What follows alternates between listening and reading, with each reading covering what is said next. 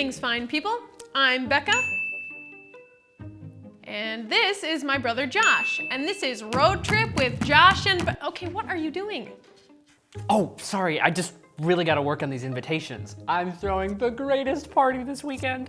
It's a taco party and everyone is invited. Am I invited? Of course, sis. Sweet. And who is that for?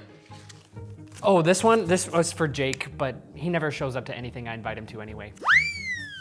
Right. And these? Okay, I guess not everyone is invited. Well, what if we did invite everyone? It might really mean a lot to them. We'd have to get more tacos. Coming up, we've got an amazing story about a celebration that literally everyone on Earth is invited to. That's a lot of tacos. And then later, we'll have to sniff out our rush hour activity. How would that even work? We'll have to taco about it.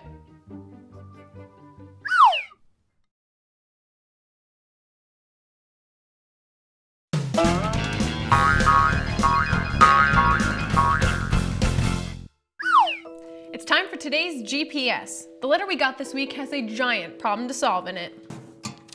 This week's letter is from Paula. Hey Becca and Josh, I felt like I should invite someone to church, but I'm not really friends with them and they're so different from me. Should I invite them or not? Really makes me think. Remember when you were making invitations earlier? Like it was yesterday. It was literally 10 minutes ago, but whatever. Well, God invites us to follow him too. Like he invites us to follow him and live with him forever. That's the greatest invitation of all. So knowing who's invited is really important. Who is invited to follow God? Am I invited? Is my family invited? Are my friends invited? Is that weird neighbor kid who only eats nothing but bacon and mayonnaise invited? Because I get it. That's a great GPS. You mean giant problem to solve. I love doing that. Can we say the question in our giant voices? Who's invited to follow God?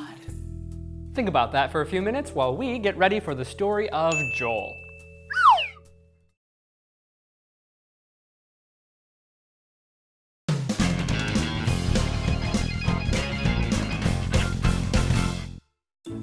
Let's look at our GPS again. Who's invited to follow God? I've noticed something. God tells us who's invited to follow him a whole bunch of times throughout the Bible. Like even 3,000 years ago, God told a prophet named Joel to write a book about it. We're not sure exactly when Joel lived, but we do know a lot of crazy stuff happened. Since Joel was a prophet, that meant that God told him stuff that was going to happen in the future. Let's see, there's gonna be a bunch of locusts. Well, that's not great. And an invading army. Oh boy. One of the biggest problems was that the people of Judah, the land Joel lived in, thought that they were God's only special people. Not to be fair, God made them a lot of special promises, and God always keeps his promises. That's right. So it would have been very easy to think, oh, God loves us, not those evil people, we're the good guys. But that's not always true. God loves his people, including the people of Judah, but I'm about to drop some serious truth bombs up in here. God says, I will pour out my spirit on all people. Hey, that sounds cool and everything, but what does that mean? Oh, well, basically, the people back then were very confused by what Joel meant. So it wouldn't be for another 1,000 years until they really understood it. That was when God's son Jesus showed up. He did miracles and awesome stuff. Jesus healed people. Jesus walked on water. Greatest of all, he died and came back to life. Whoa! And after all that, Jesus went back up into heaven. Jesus gave his followers a mission. Their mission was to tell everyone Jesus' story so they could know how much God loves them and follow him. Hey, that's what Joel wrote about. Exactly. They learned that when someone chooses to follow God, he leads them and helps them with his spirit, which is what God told Joel about. But Jesus' followers didn't just sit around talking about that. They went on a big old road trip. They started traveling all over the world, inviting people to hear Jesus' story and learn how much God loves them. They paid attention to what God told Joel a long time before. God says only a few people will be saved. Not quite. God says everyone will be saved as long as they have a lot of money. Nope. God says everyone can follow God, like literally everyone. Now you've got it. That's what God was telling Joel about. That's what Jesus lived, died, and came back to life to show us. Jesus wanted everyone to know that God loves them. No matter who they are, what they've done, they can still be one of God's people. That's why we know who Jesus is, even though we live thousands of miles from where he did. Hey, I think that's the answer to our giant problem to solve. God has already invited you to be one of his people. And not just you, but everyone on earth. You have the chance to have a relationship with God because he made you and loves you. And that's what Joel was trying to tell people, and what Jesus showed us once and for all. That's amazing. Everyone needs to know Jesus' story. Who could you invite to hear about God's love this week?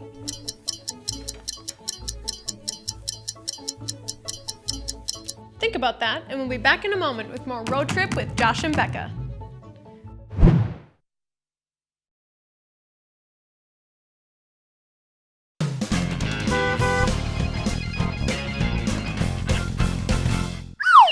I love hearing about Jesus' story. Jesus did that for every person on earth. We use our voices to tell people things, but for today's rush hour activity, we're going to play a game with a different part of our face. Our nose. This game is called What's That Smell? We're going to smell things and try to determine what it is by the smell alone. And the person who guesses the most right will be crowned Super Sniffer. Oh, brother.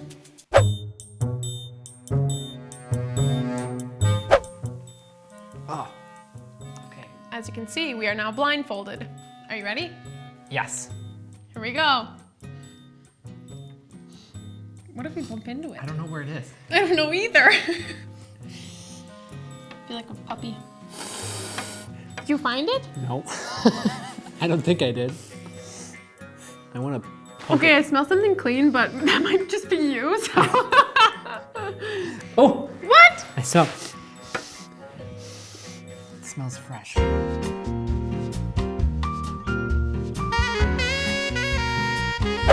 It is a plant. Yep. It just smells like plant to me. I would concur. I'm not getting like, it's not sage or, It does smell like a dandelion, though. right? Yeah. Like a weed or grass, Or daisy, maybe? maybe? It's grass. Is it grass?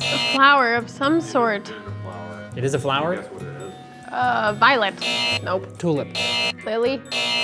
What are other flower names? Chrysanthemum. Ah! Is it a rose? Ah! I might have felt it on my lip. I did, I but wasn't trying to. I wasn't. I couldn't have got that.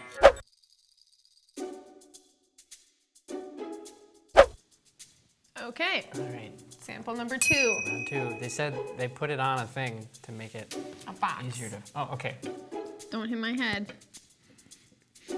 Ooh. Oh, it's fishy. It smells like the lake. Is it seaweed? Is it a fish? It is a fish. Tilapia! Salmon. Tuna. Shrimp! I don't know. Is it a sea bass? Walleye? Trout? Goldfish? Smaller? Smaller than a goldfish? Sardine! Oh! Nicely done. Small fish. Sample 3. Okay, number 3. Is it on the thing again? I feel like I already smell it. Okay, where's the seaweed? Okay, if I smell the general thing, I'm not It telling smells you like this time. Parmesan. Does it smell cheesy? Oh, yep. Yeah. Aged cheese. It's very cheesy. Cheese cheddar. Are we supposed to guess the type of cheese this is? I've already. Brie? Guess. No, brie is awful. This would definitely be worse if it was. Gouda? Swiss. Blue cheese. Mozzarella. Come on! I'm really good at the categories game. You're just guessing categories.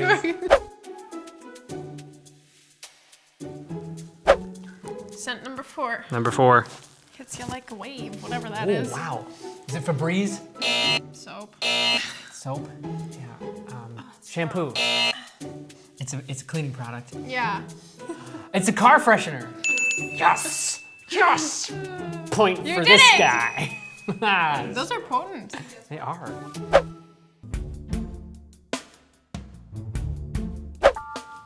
Last round. Last one. Ooh. It's in the middle, right? What is that? I know I that. feel like I'm still smelling the car freshener. Nope.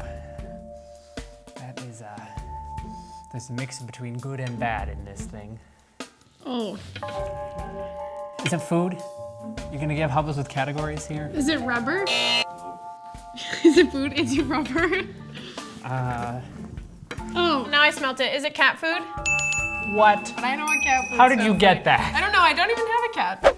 Okay, so Becca, you are the better smeller. You are le super sniffer. I never knew things could be so smelly. We've still got a challenge for you, so stay tuned. And in the meantime, could we get that rose back or something? Oh yeah, and that cheese too. Well.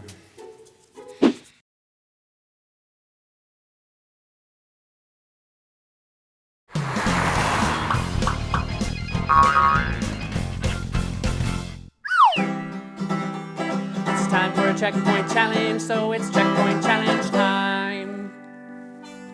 Every week, we get to give you a checkpoint challenge. On a trip, you have checkpoints, signs, or stops that show you you're going the right way. This week's checkpoint challenge will take some creativity.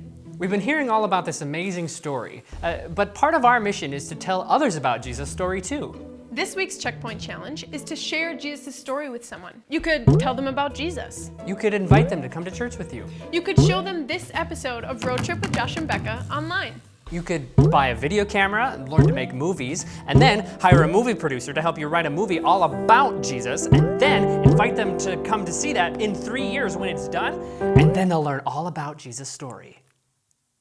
That's a lot.